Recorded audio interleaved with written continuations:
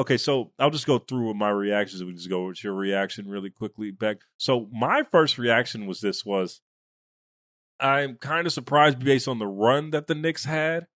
I was shocked because of the runs that the Knicks had that he got fired so soon, but I wasn't necessarily surprised by it.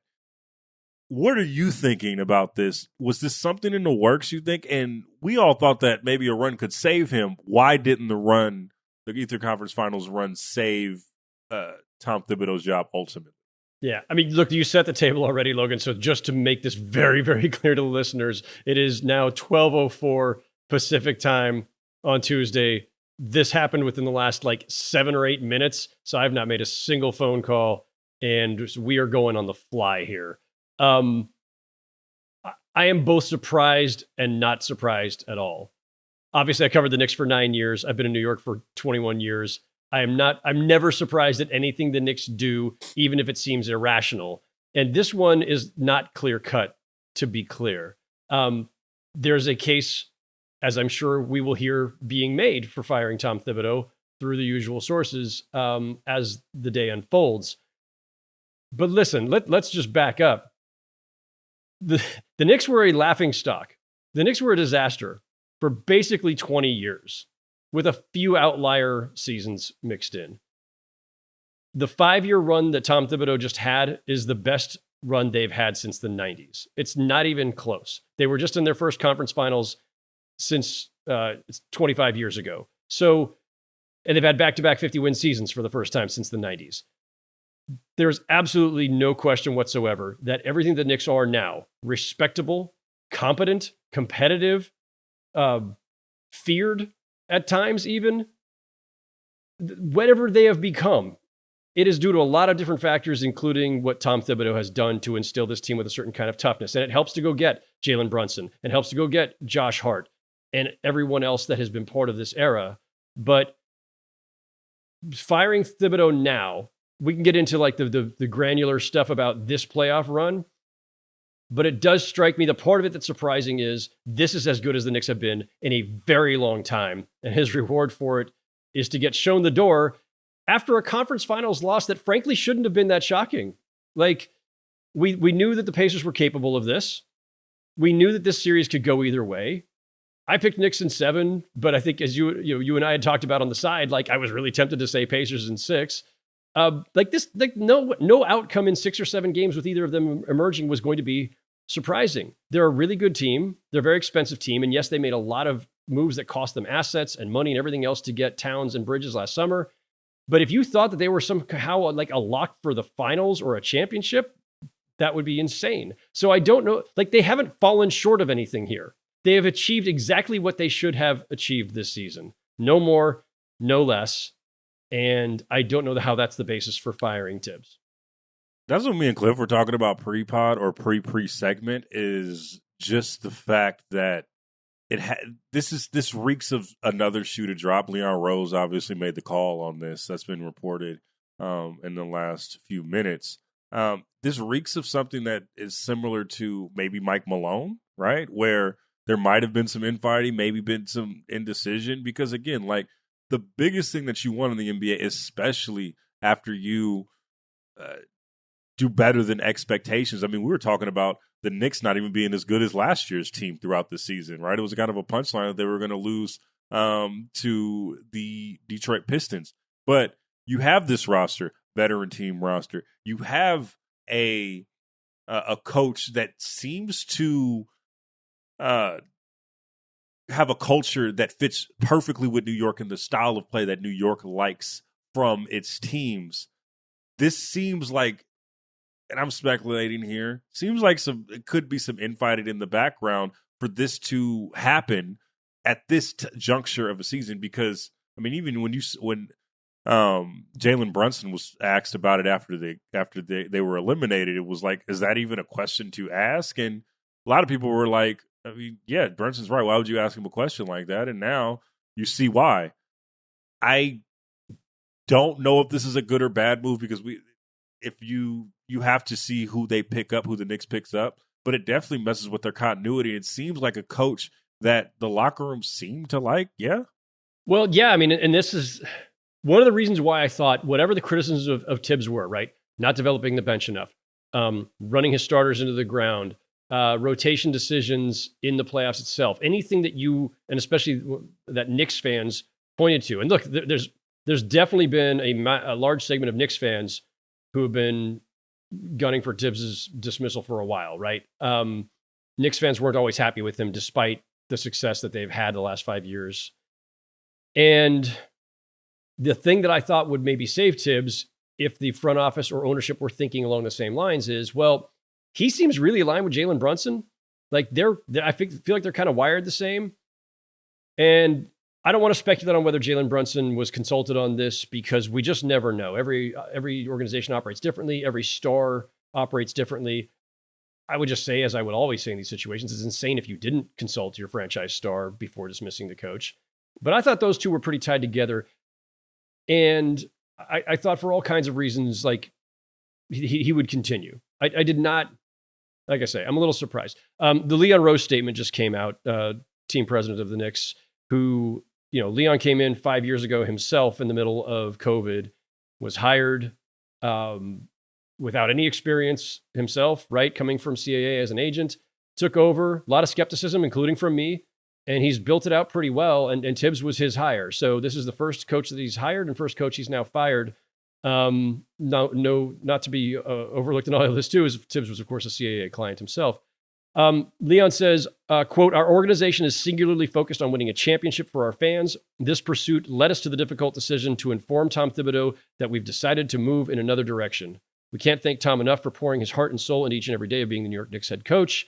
He led us not only with class and professionalism for the past 5 seasons, but also to tremendous success on the court with 4 playoff berths and 4 playoff series victories. Ultimately, we made the decision we feel is best for our organization moving forward. Tom will always be part of our Knicks family, and we truly wish him nothing but the best in the future." So nothing real revealing there. Very vague statement, very Knicksian statement. But that's like all teams issue ambiguous statements like this that are always like, "Thank you for your service, bye-bye." We're not going to hear anything more than that either officially because Leon Rose doesn't do media, doesn't do press conferences with independent media. He barely even talks to MSG networks. So I don't expect that we're going to hear anything officially more to elaborate on this or to explain how, what the basis for it was. It'll all have to be unnamed sources. But my guess is there were concerns with the rotation and the lack of development of the bench. And then the on-the-fly suddenly promotion of that bench in tight games against the Pacers where suddenly they desperately needed them. And I do think there were some, as there are with every coach in front office, Logan, there were definitely some disagreements along the way over the last 5 years. There were guys that the front office brought in that especially some of the younger players that Tibbs did not invest as much time in because he was playing Alec Burks or Elfrid Payton. Like he's definitely a coach who wants his, he loves his vets and he wants to win every game. And he wants to have the best record possible, even if it's the expense of guys playing big minutes and young guys not getting reps. Like that is the way he's wired. But you know that when you hire him. I was going to say you knew the job was dangerous when you took it. But the question that I would have is, okay, say you're the Knicks front office and you hire Tibbs, because of the CAA connection, but also because Tibbs, one, is a damn good coach. And also he seems like the guy that can teach winning habits. Now, that may not be, that may not bring the bench along. That may not make everybody feel good about the rotations and the minutes that are being allocated. But he seems to be like one of those, maybe this is what he is for this team, a bridge to something better, right? Similar to, we've seen that from Mark Jackson. We've seen that from other coaches who can get a team to a point. Maybe that is probably what we're seeing here, Howard. I'm just playing devil's advocate here, right? Yeah. Trying to figure out what he did. Maybe that is what it is, that Leon Rose was like, okay, he's gotten us to this point, but there are glaring things that we just don't agree with that we need to get somebody in here that we do agree with in terms of the rotations and maybe having a transcendent view, because at this point, Tibbs is who he is. As an older coach, he is kind of in his ways, and he is kind of that type of guy that is going to play guys 47 minutes a game and win every game. And he builds good habits within a team, but there's always a ceiling to that. And also, like, this team isn't as good as it was. It might not look the same next year, and it might need a different coach to oversee all of that. if there's an analogy to some of the past changes we've seen, even like, Mark Jackson to Steve Kerr, like Mark Jackson got the Warriors to become a 50-win team, mostly on the basis of defense. And then Kerr came in with his staff and unlocked the offense with just more innovation and more dynamism, more movement. And it's funny because Tibbs is considered a defense first coach, but when they swapped out some of the pieces from last season to this season, they became more of an offense first team where they were like, top 5, top 10, wherever they were in offensive efficiency, but they were more middle of the pack defensively. And all that said, they still lacked a certain offensive dynamism. Like Jalen Brunson's pretty ball dominant. Is that Jalen Brunson and just catering to him, or is that Tibbs and the way he's designing things offensively? Like there's a lot of chicken and egg stuff in these things. And I do think, especially when they went out and got Mikal Bridges and traded like every last draft pick they had to get him, Bridges can do things with the ball in his hands. He can initiate the offense some. Like we saw that in Phoenix, we saw it in Brooklyn, and it seemed to me like they kind of pigeonholed him earlier in the season. So I do think there's a case potentially to be made that a different coach with a different offensive style or mindset, or maybe a little bit more innovative, might get more out of the current group if you keep this group together. But that's not guaranteed. And I will just say, again, like I'm not here to defend the decision or to defend Tibbs. We're working through this in real time. I will just say, for an organization that has suffered greatly over the last 20 plus years from a lack of continuity and a lack of a consistent team culture, a lack of a clear direction, and has suffered from just volatility, right? For the last 25 years, the Knicks and the Kings of all franchises, I'm sorry to both franchises for putting you in the same sentence, but they were neck and neck for turnover in the coach's seat and the front office. I believe they were the two that led the league. I haven't done the math recently. That kind of instability undermines everything else you're trying to accomplish. This is the longest stretch the Knicks have had with the same front office. That's a mark in their favor. And that they went 5 years with Tibbs, outlasting every other coach of the last 25 years, I think shows that the Knicks perhaps have learned some lessons there. But I'm also not convinced that this was the right move at the right time. Even if you want to say like, hey, 5 years is a good run, I just don't know. And listen, again, we're doing this in real time. It just happened. We will find out more along the way. Were there issues in the locker room?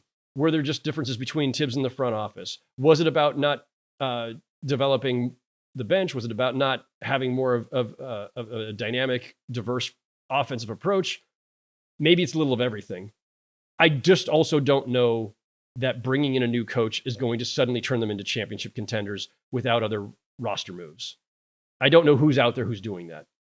Yeah, and also, like, I think the other thing to that point that should be said here is, like, in this new, we always talk about this apron era. I always bring this up now, right?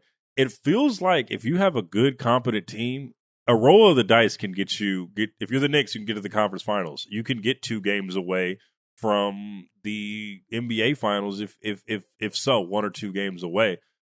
I think continuity might be the key to all of this, right? At least if you're not going to have it from the players and the roster day to day, at least have it from the coaching staff. But what I want to do is ask this question, right? We referenced Mike Malone in the beginning. And I know, we've given you shit about your Michael Malone takes over the last couple of months. But I want to use your argument here. And I don't know how much reporting we're going to get to. Again, we're just spitballing. But if they made, you always made the distinction, if they had a decision that they were going to make and that they had to, maybe they made this decision in April and Thibodeau just made, just skyrocketed expectations or eclipsed expectations because they got to the conference finals. If they had already made that decision and they already knew what they were going to do, is that good or bad for this? Because say what you want about Leon Rose, he has been a model for continuity or continuity, as some people would say, over the last 5 years. Doesn't he earn the benefit of the doubt based on what he's built with this team and organizationally kind of having that shift? I would have thought that whatever your concerns were with Tibbs, that he had built up enough goodwill over the course of the last 5 years that you work through whatever the other differences are, right? again, this is where the lack of reporting and we're doing, this on the fly makes it hard. But like, maybe there were just things he was not going to budge on, And there are times in this league where a team reaches its limits with a certain coach and you just need a different approach, a different voice. But everything that they are right now, again, tough and resilient and grinders and everything, that's all a manifestation of the way that Tibbs approaches the game. So it got them here. Is it possible that there was a limit on it? I know that that's a philosophy that's out there or a belief out there. I don't know. I don't know. I do know this. Though they had, the proverbial puncher's chance to make the finals, they were not favored to make the finals. No one expected them to make the finals. Maybe the most optimistic Knicks fans did. And I think certainly when this playoff run began and they knock out the Celtics, the defending champs, suddenly you're thinking everything is possible. But the Pacers knocked out the Cavaliers and they had the best record in the East. Well, that's what I'm saying about continuity, right? Like if you have that and you continue to have that, there was a really good case to just run this back in whatever context that was in terms of the front office, based on what you've seen, right? The Eastern Conference is wide open, especially after that Tatum injury, right? Yeah. We don't know what Cliff Sixers are going to do. Probably worse than expectations. I didn't have to do that, but that was gratuitous. Yeah, that was an asshole. But no, like you don't know what the Heat are going to be. They're probably not going to be as good as we, imagine, right? Like it's just wide open. A lot of teams can do stuff, and the Knicks were right there with the Pacers at the top of the Eastern Conference next year. They probably still are, depending on if they get this coaching hire, right? Because I do think there's an opportunity to get somebody that you really like, or get somebody that you feel can get the more out of Mikal Bridges, or actually get him the ball and make him be that Scottie Pippen-like player that we all know that he can be.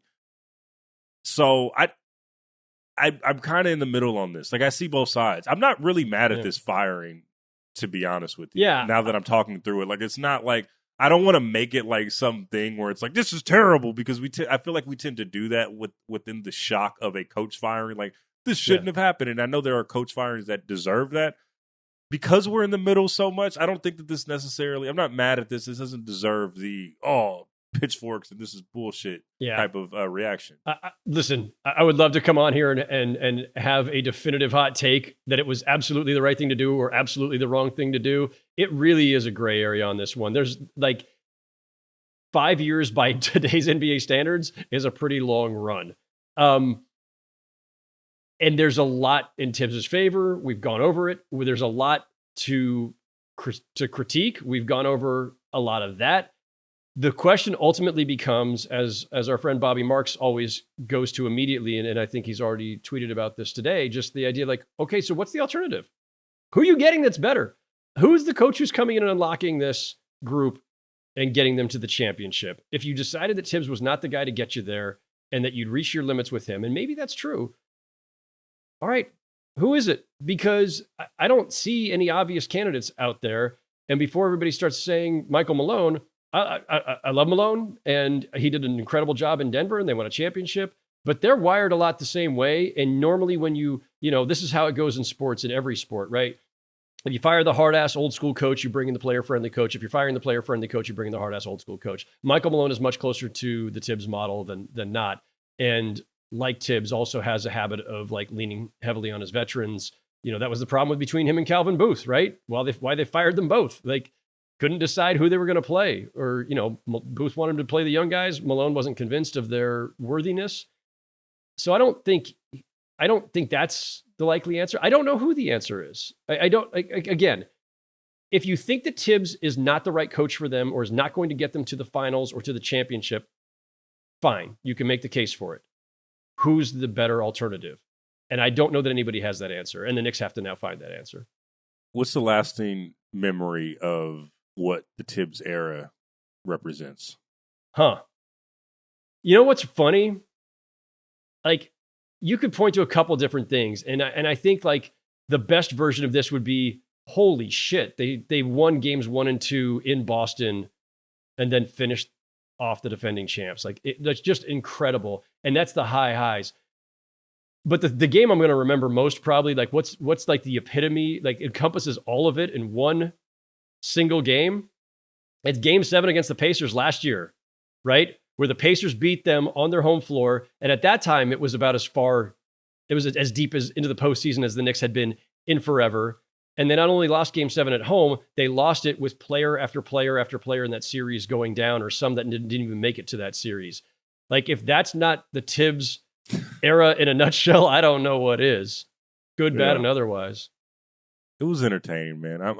I think I'm sad for the segment of the New York population that really resonated with a Tibbs team, right? Because, like, it is hard-nosed. You see that scowl on the sidelines, and that's fucking New York. The hell of a scowl, man. Right? That's a Hall of Fame scowl. I remember just like when the Knicks used to just come through the East Coast or to come through the West Coast when I would see them. And yeah, they would like have, every time the Knicks come, they're one of those teams like, when the Lakers or when, I guess for some people the Warriors, but when those teams, when it's an event when they come through, and there wasn't a coach that felt like that really exemplified what they were. I mean, you covered like Van Gundy and stuff like that, but like when Thibs came, it felt like that Knicks aura, lack of a better term. Sorry, I'm doing a Gen Z story that's coming up. No, their aura, their Riz, it was back, baby. Have you ever aura farmed, Logan? I have a few times. You farmed for an aura? I mean, everybody tends to do that every once in a while. I had no idea what that was until Tyrese Halliburton dropped it a couple weeks ago. I mentioned it on a Racillus pod. I'm like, this is how you know I'm old and I'm cooked. But yeah, I'm still farmed a couple of times. I've done it. Have I unknowingly farmed an aura? You definitely have. I can't say when, but you definitely have done that. As one of the youngest members of the Ringer NBA team, I definitely know some Gen Z terminology, even though I'm a millennial. But like, aura farming, the Riz, you know what I mean? You got to keep me up to date on this stuff, so I'm not falling behind. It's okay, honestly, bro. Like, you don't want to be the old dude in the club, right, Cliff? Tell Howard, no old dude in the club. That's not fun.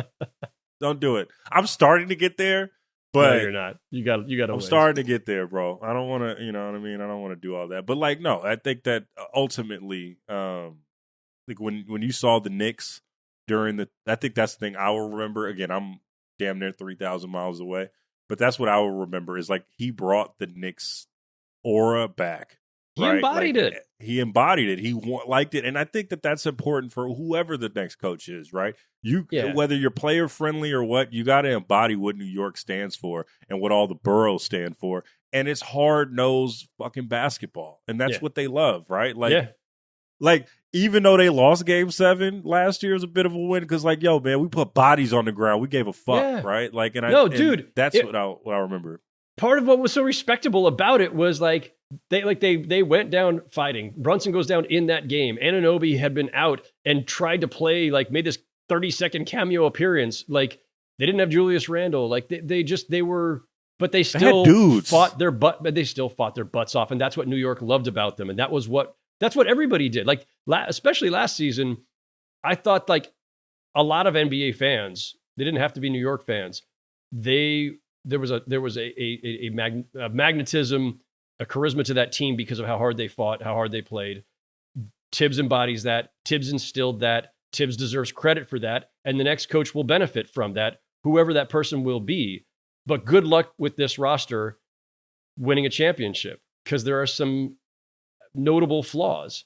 Here's the thing, though, that I will say about that, though, really quickly, though. Like, I don't even know what it takes to win a title in this new era, right? I know, right? I mean, like, this playoffs has just fucked it all up, right? Like, the Celtics are supposed to be playing the Oklahoma City Thunder right now because we said it all damn year, right? And or the Cavaliers. We said it all damn year, and then they got knocked out in the playoffs. And I think you're going to start seeing more and more of that as teams maybe regress in talent level, but the parity is there. So like if you're going to ask me right now if Tibbs was the coach, if the Knicks are a title contender next year, I'd probably say yes in this new era that we're in right now. Yeah. No, I think that's fair. I didn't mean to be that dismissive of it. Like they do have a shot. Anybody in the East has a shot. I mean, I don't know if anybody has a shot to beat the Thunder anytime soon, but famous last words. You think the Hornets have a shot to get out of the East next year? No. No, listen, the offseason will begin in a few weeks, and a whole bunch of crazy stuff's probably going to happen because it always does. And we're expecting a pretty bonkers summer here.